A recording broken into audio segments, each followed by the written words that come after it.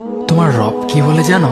তুমি যাকে আমার চাইতে বেশি ভালোবাসবে, আমি তাকেই তোমার কাছ থেকে দূরে নিয়ে যাব আর তোমাকে বড্ড একা করে রাখবো।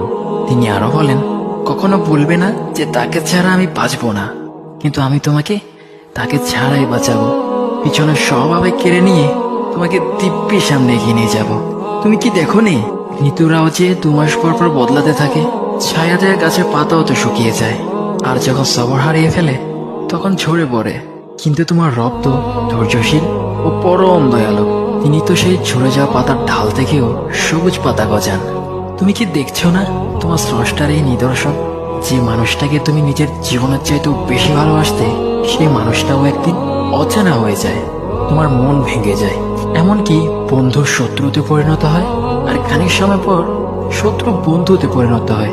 যে মানুষটাকে তুমি নিজের জীবনের অংশ ভাবতে, সে মানুষটাও প্রতারণা করে। বুঝি না, এত কিছু হওয়ার পরেও তুমি তোমার রবকে বাদ দিয়ে সেই মানুষগুলোর উপরই ভরসা করো, যারা তোমাকে প্রতিনিয়ত কষ্ট দিয়েছে।